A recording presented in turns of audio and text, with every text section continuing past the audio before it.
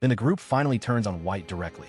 After everything he's done, exposing Dark, tormenting Death, the others knock him unconscious and pin him down, and for a moment it looks like they're ready to drag him to the door and force him out entirely, the same way the very first candidate was disqualified less than an hour earlier.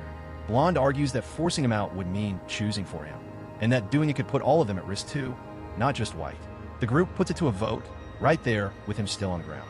It splits straight down the middle, 50-50, and they hold off. But something has shifted for good. The room's most aggressive competitor is now, for the first time all film, at everyone else's mercy. With White still restrained, someone tells him to spoil himself. Then the mockery turns into something else entirely.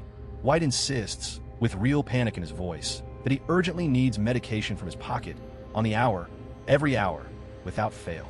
Black goes still. Only one condition is treated that precisely, he says, and asks White outright if he's infected too. Before anyone can search his pocket properly, the pill is simply gone. Lost or taken, nobody in the room knows which. What started as payback for White's cruelty has just become something the group can't undo. A man they deliberately incapacitated may now actually be in real danger, and the countdown clock hasn't stopped for any of it. Suspicion pivots again, this time onto Dark, accused of knowing far too much about Biord to just be another applicant like everyone else. Brown corners her and forces the interrogation, groping her while demanding answers and brushing off every objection with the same flat line. Because I like winning. It's the ugliest moment in the film so far, and it's played that way. The others' half-hearted protests do nothing to stop him until Black finally physically steps in.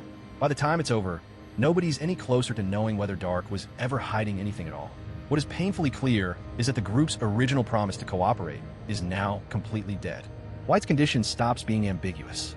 Still tied down, he starts convulsing, blood running from his nose, and this time nobody can pretend it's an act. Black confirms it in the starkest way possible.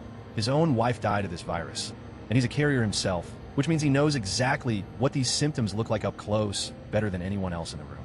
That single admission recontextualizes everything Black has said and done up to this point in the film.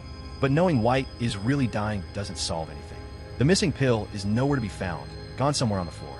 The guard still won't open the door, and the rules are still the rules. Leave this room for any reason, and you're disqualified, even to save a life, even to save this one.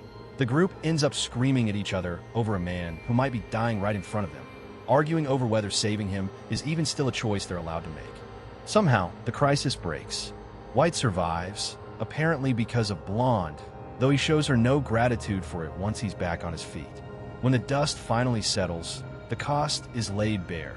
Of the 8 candidates who walked into this room at the start of the film,